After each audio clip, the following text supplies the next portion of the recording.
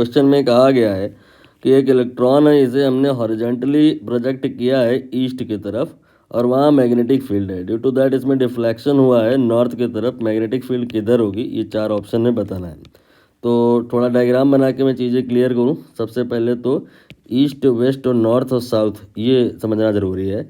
East की direction मैंने बनाई है, स्टैंडर्ड यही है, ऐसे ही बनाते हैं बस। तो इसको लेके कन्फ्यूज़न रहती है। अभी जो मैंने ये बनाया है, ये आपका कौन सा डायरेक्शन है, ये नॉर्थ है या अपवर्ड है? पॉज करके एक बार इसको अच्छे से सोच लो।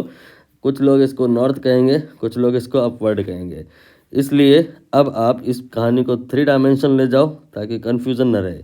दरअसल हॉरिजॉन्टल प्लेन पे ईस्ट, वेस्ट, नॉर्थ, साउथ सारा कुछ होता है। तो यहाँ पर ये आपका नॉर्थ है और ये अपवर्ड है।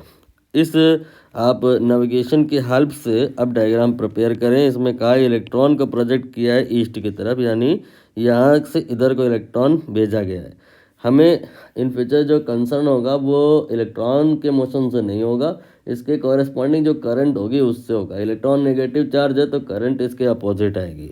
इलेक्ट्रॉन का जो प्रोजेक्शन है वो ईस्ट में है, करंट हम ईस्ट में नहीं वेस्ट में मानेंगे। करंट का डायरेक्शन क्लियर हो गया। ये करंट का डायरेक्शन मैंने बना दिया। अभी बन नहीं पाया है, ये अब शायद बन गया। यहाँ आई लिख सकते हैं आप।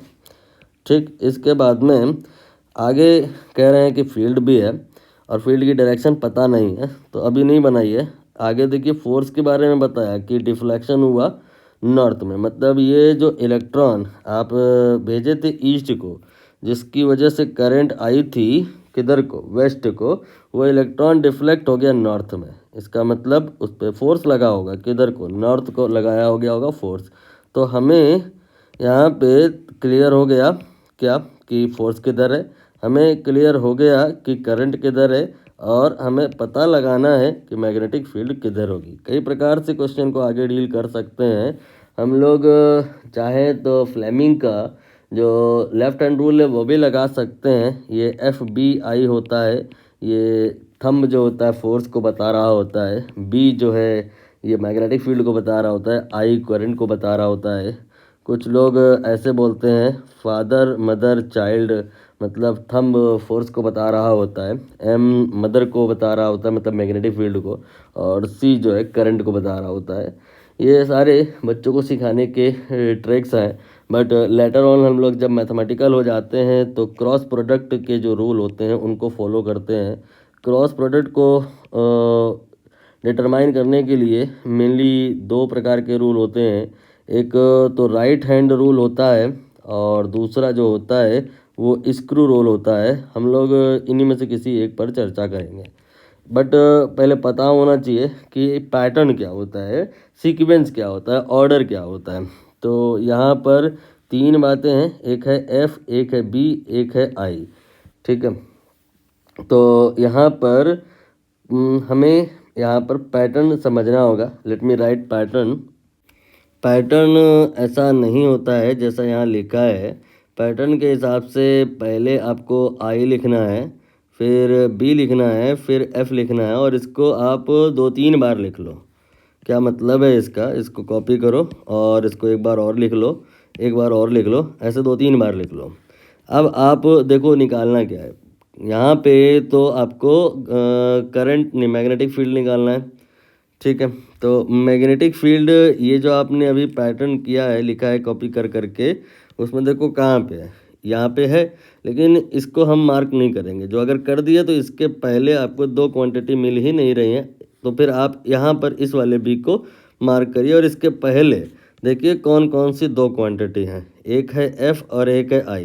हमें इसका मतलब F और I को क्रॉस करना है, जो करेंगे तो फिर B मिल जाएगा। ठीक, F हमें पता है किधर को है, F की डायरेक्शन इधर को है और इधर की तरफ था करंट। तो F और I को क्रॉस कैसे किया जाएगा? F और I को क्रॉस करने का मतलब ये है कि F से आप क्रॉस करवाएंगे क्या, I। तो ये जो F है ये रोटेट करेगा, ये मैं रोटेट करवा रहा हूँ। अब बात आएगी कि इसे रोटेट कराएं कैसे। इसको आप ऐसे रोटेट कराओ कि ये क्रॉस कर जाए I को। अगर अभी क्लियर नहीं हुआ है तो सर्वप्रथम आप एक प्लेन इमेजिन करो जिस प्लेन में ये दोनों लोग लाई करें। देखिएगा ध्यान से, ये मैंने एक हॉरिजॉन्टल प्लेन बनाया, इस हॉरिजॉन्टल प्लेन में ये दोनों ही वेक्टर लाई कर रहे हैं, एफ भी है उसी में और आई भी है।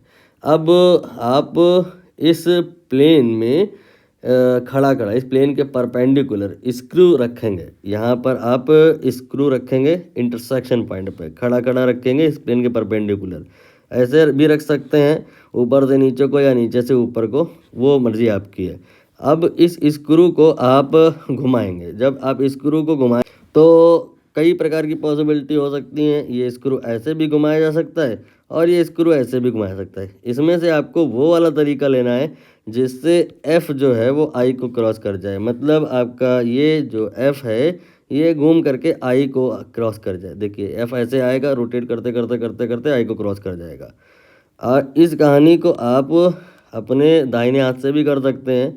आप क्या करें, मुट्ठी को बंद करें और मुट्ठी को बंद करके अपने अंगूठे को ऊपर की डायरेक्शन में, जिस डायरेक्शन में अभी मैंने ये एरो बनाया हूँ, पॉइंट करें और फिर इसके बाद में उंगलियों को घुमाएं।